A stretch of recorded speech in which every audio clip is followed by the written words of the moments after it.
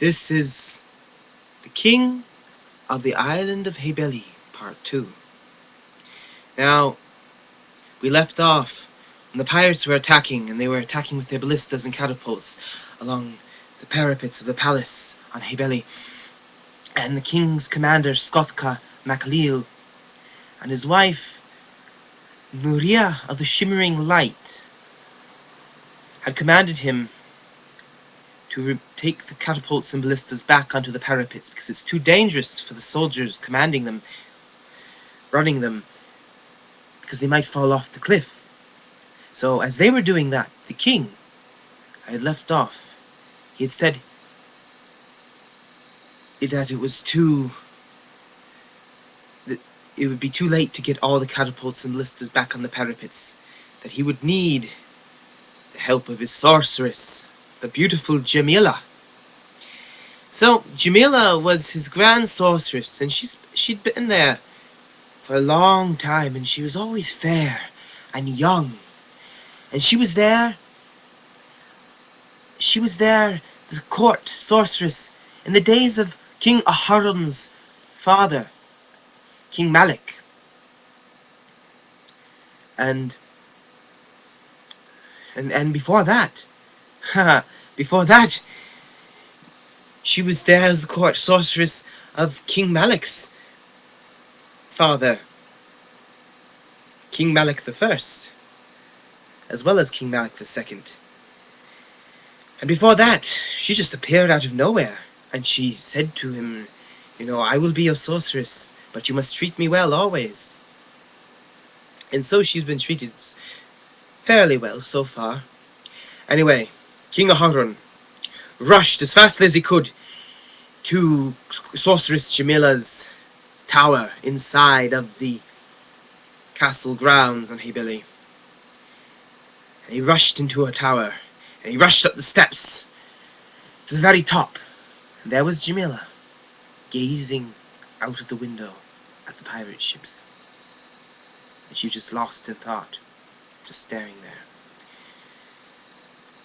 And the king, as soon as he came into her room at the top of her tower, he said, "Jamila! Fairest Jamila! So grandest sorceress of all of Heybeli, of all the enchanted sea of Mamara. What shall we do? I need your magic. Our ballistas and catapults aren't working. And now my commander's wife, Nuria, she has commanded them to bring them back on the parapets. I wish I could command her, but you know how she is. She is very commanding. I fear that she is right. My men would probably end up all falling off the cliff as they were manning the catapults and ballistas. Jamila, what shall we do?" And Jamila would just stare out. Stare out at the window. Jamila, say something! What are we to do? You must use your magic!" And then Jamila looked at him. Your Majesty, the great King Aharon, I will use my magic. But you must promise me, you must be kind to your people from now on. If I win this war for you. Yes, anything, please. Just save my kingdom, save my palace. They're destroying it as we speak. Very well. And so Jamila, the sorceress, left her tower. And as she went down the steps, her great shimmering white dress sparkled as it trailed along the stone steps. And she left her palace, and she went to the top of the parapets, where the commander Skotka was there, setting up the ballistas and catapults anew. "What is this? Sorceress Jamila, you're here to help us fight this war?" "Yes, I am, Commander Skotka. Now step back and tell the men to stop firing." "I shall do that. Men, Cease firing, Skotka commanded, and the sorceress Jamila spread out her hands wide, and she summoned up all the elements. First fire, and it gushed forth and spread and started to burn the ships. Then she summoned the water, and it wrecked them asunder, and then the wind blew them far from the seas. And all the ships were destroyed, and Heybeli was safe once again. "This is a joyous day," proclaimed the king. "You truly are the enchantresses of enchantresses." I just did what was needed, that is all, said Jamila. And Princess Rumesa rushed up to Jamila, the beautiful. Oh, Jamila, my bestest friend of friends. I want to study magic. Can I study magic with you, please? I do not know. You must ask your father. He is the king. Father, please, father. "No, daughter. Magic is not for the likes of princesses such as you." But she's a lady. Why can't I learn magic? "Just do as I say, daughter, and do not question my authority any longer." Fine. Just have to learn magic on my own way. And she left. Back to her room.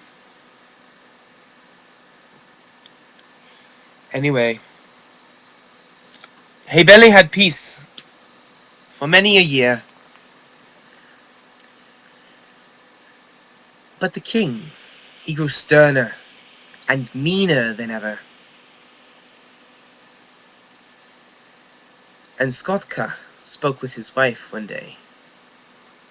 Oh, my dearest Nuria. What is it, husband? The king, he's cruel and he taxes the people mercilessly. I think sometimes it would be better if the pirates had attacked to destroy his kingdom. I know what you mean. He is a cruel king.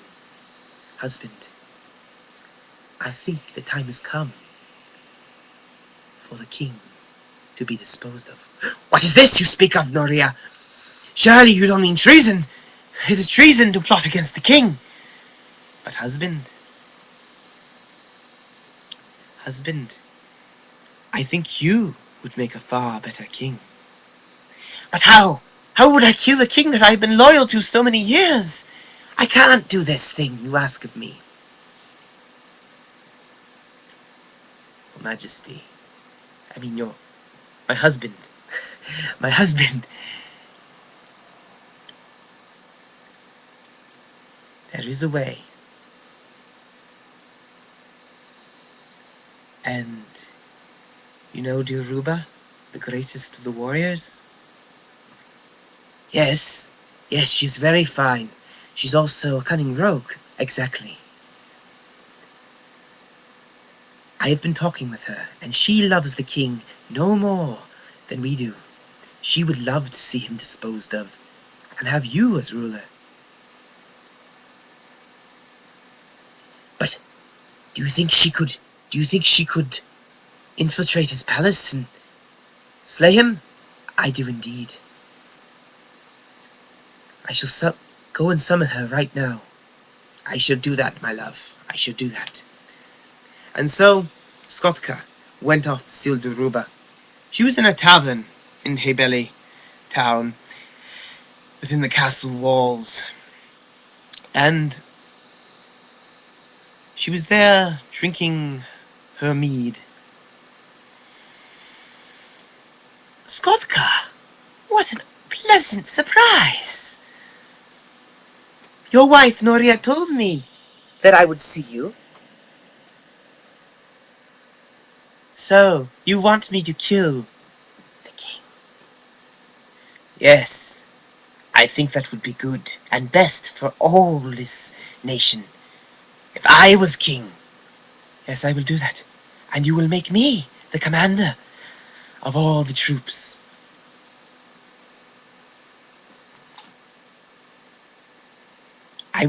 This very night, I will break into the palace by secret. I will find him there, and I will kill him. But what if he suspects something? What if he has guards? He will not suspect a thing. I am not called the Thief of Hearts for nothing. I will steal his heart away, just like I've stolen so many other things through the years. That is why I'm called Dilruba, the Thief of Hearts. And so that very night, Dilruba crept, as soft as a cat, stealthy as a fox. She slid over the walls of the palace. There was a guard on duty. She came up from behind and cut his throat. And then she made her way into the king's bedchambers. The king was sleeping there.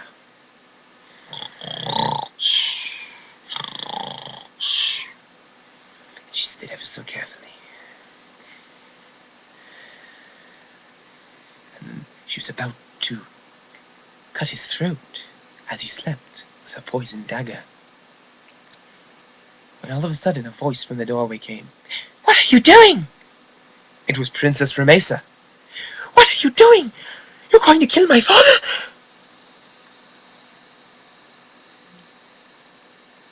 "Yes, girl, I'm going to kill your father. He's a tyrant. You, of all people, should know he never lets you do anything or have any fun. He never lets you." "I know, but he's my father. I'm going to scream." "No, you won't, girl." And quick as lightning, Dilruba leaps up into the air and jumps up on the other side of her, and she uses a pressure point. And puts her to sleep.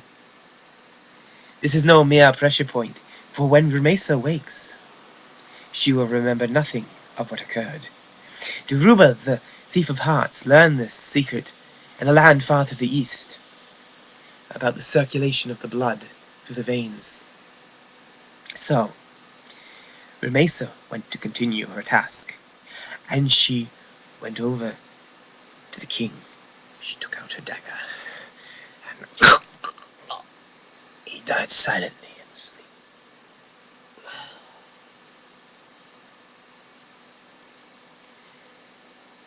The arrival of the next morning, there was a great commotion in the palace, and Remesa screamed in horror, "My father!